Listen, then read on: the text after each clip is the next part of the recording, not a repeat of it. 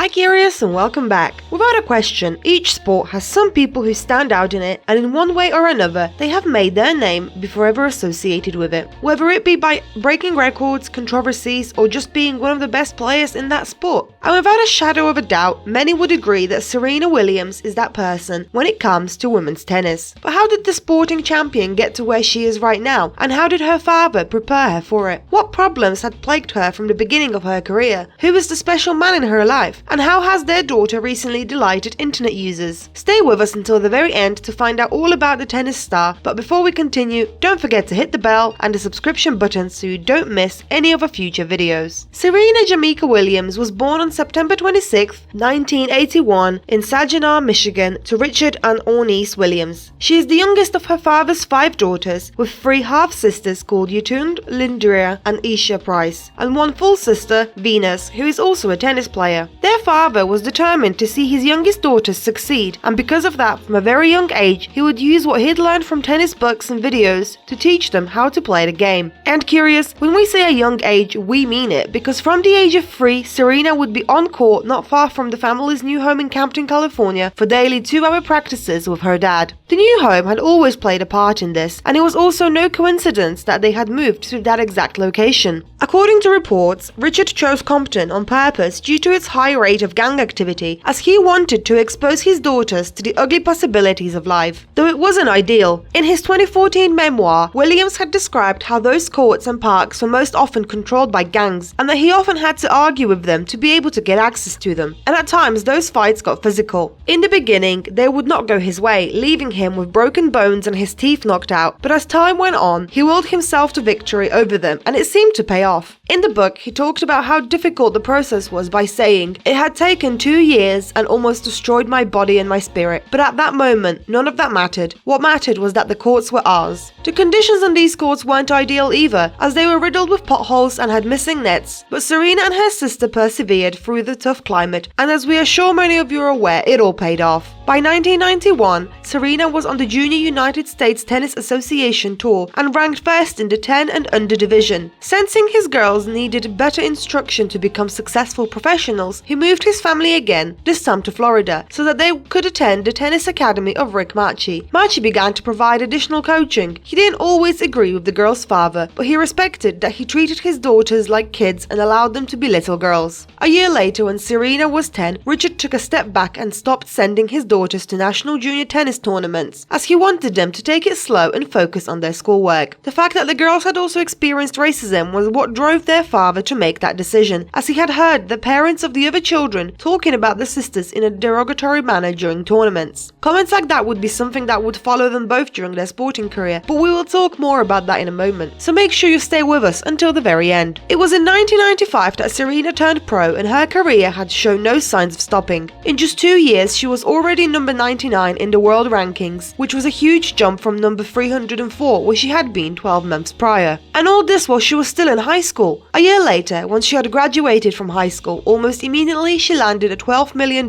shoe deal with Puma. When she started her career, many had predicted that it would have been her sister Venus who would be the first to win a Grand Slam singles title. However, the Williams sister that is the focus of our video today proved everyone wrong and was the one to get the title by winning the 1999 US Open. If we were to sit here and list all of her sporting achievements, we would need a separate video for this alone. Though it is worth mentioning that the sisters faced each other on the courts many times, but that also involved some incidents,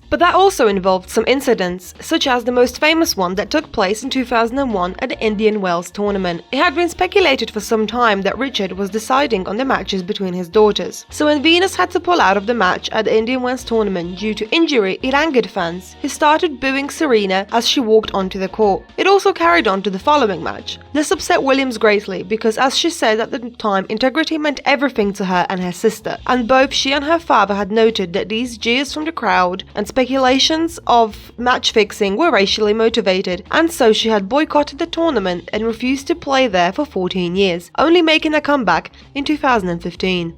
2003 marked the year she got her first Australian Open, which made her one of the only 6 women in the Open era to complete a career Grand Slam. That win had also fulfilled her wish to hold all 4 major titles simultaneously, to comprise what she herself called the Serena Slam. According to Statista, she is in 2nd place to hold the record for most Grand Slam titles won by women, with a total of 23. Australian player Margaret Court currently holds the record with 24. Though, as it often is in the case of famous athletes, there are often some injuries that in one way hinder their career. For Williams, it started in August 2003 when she underwent knee surgery, and while she had clearly made a full recovery as she went on to have many more sporting career successes, that year wasn't an easy one for her or her whole family. In September, her half-sister Yetunde Price had lost her life in Los Angeles, California as a result of a shooting, a thing that her famous sisters had found hard to believe. 3 years later, things had begun looking bad for Serena. She was burned out and plagued by injuries, and as she would later say in an interview, having lost a general lack of motivation to stay fit or compete on the same level she once did. She saw her rankings plummeting down to 139. Williams did ultimately make a comeback, as many of you might be aware, something that she credited to her faith as a Jehovah's Witness and a life-changing journey she made to West Africa. She had claimed that it renewed her pride and competitive fire, and by 2009 she had reclaimed her place atop the world rankings. 2011 had also seen her suffer a series of health scares, as doctors had found a blood clot in one of her lungs, which had kept her from her beloved sport for several months. Though after many procedures, which included one to remove a hematoma, rumors arose of her retirement. Though curious, such rumors had followed her to this day, as even as recently as this year. When she lost to Naomi Osaka at this year's Australian Open, once more the rumors resurfaced. Though according to People magazine, her coach Patrick Mortoglu had said that she does not plan to quit until she wins another Grand Slam, and until she is the one holding the record for most wins. Though if you want to know more about Osaka, who she had lost to, you can do so by clicking on the link above. Where her faith is concerned, this is something that Serena had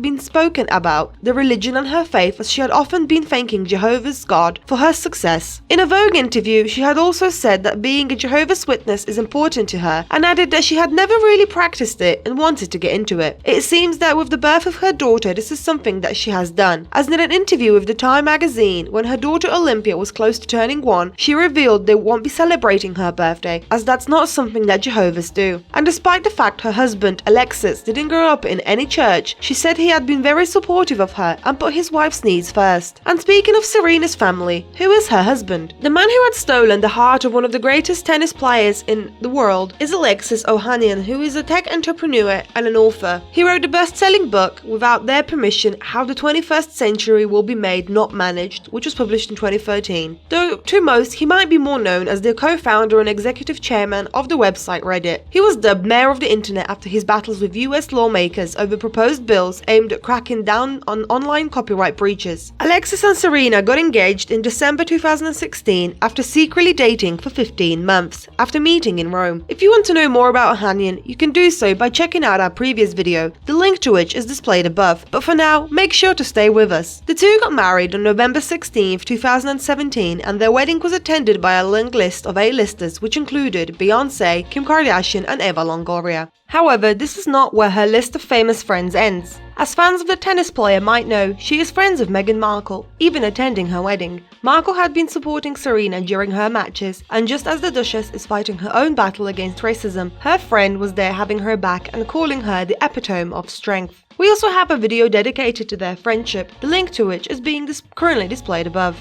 Though prior to their wedding, the couple welcomed their first, and at the moment only, daughter Alexis Olympia Ohanian Jr., who was born on September 1st that year. In the cover story for the February 2018 edition of Vogue, Williams revealed the major health complications that came with giving birth. After undergoing an emergency cesarean section, Williams experienced sudden shortness of breath, leading to the discovery of blood clots in her lungs. Additionally, doctors found a large hematoma in her abdomen that had been caused by hemorrhaging at the site of her C-section. Though thankfully for the tennis player, following multiple surgeries, Williams was able to return home after a week. But with her post-pregnancy return, she had also made some changes. Prior to this, any player who would be absent from tournaments would see their rankings fall, something that Serena was strongly against and had fought hard to make changes in the system, stating that being pregnant is not like an injury but a physical condition that affects only women, and should be seen as an exceptional circumstance that does not affect your career. It seems that it has paid off, as the Professional Tennis Organization had announced a new rule that came into place in 2019, and under it, a player's players' ranking freezes in the event of injury, illness, or pregnancy. So just like her father had fought for those courts, Serena has also been fighting hard to make a difference and make sure all players had stood on equal grounds. Fans of the couple have been able to see their little girl grow up as Serena and Alexis run her Instagram account, which, as of the making of this video, has over 612,000 followers. And even as recently as a few days ago, she had adorably crashed her dad's podcast episode. In a clip that he shared to his Instagram, the 3-year-old had climbed onto his lap to be a part of the video, surely to the delight of many fans. And surely with an estimated net worth of $225 million, Serena can live comfortably with her family and continue to work towards holding the record for the most Grand Slam titles. The Williams had to deal with a lot of negativity to get where she is today. Racist comments had plagued her from the start, and when both of the Williams sisters were starting their professional careers, the hair beads that they wore were the focus of discussion by commentators who had called them noisy and destructive. And surely none can forget the cartoon that was released by the Melbourne Herald's Sun in 2018 following the match controversy during the final between Williams and Osaka. The cartoon had depicted Serena having a tantrum and breaking her racket while the umpire asks her opponent to just let her win. This cartoon was met with much criticism for being racist and sexist. Complaints centered around the portrayal of Williams as the angry black woman with an exaggerated large lips, a broad flat nose, and a position in an ape-like pose, and of Williams' opponent Osaka, who is half Japanese and half Haitian, being portrayed as white with blonde hair. Though in an interview with The Undefeated, she had said that those racist comments had never bothered her because she was brought up to be proud of who she is and how she looked like, and even mentioned a story from when she was 7 years old and kids on tennis courts would throw racist comments at her. She just said that she didn't care. So curious, what are your thoughts on Serena Williams? Do you think in some way her turning a blind eye to all the negative racist comments helped her in this success? Do you think she will manage to hold the title for having the most Grand Slam wins before she retires from the sport? Let us know in the comments below, and as always, don't forget to like, share and subscribe to our channel. Until next time.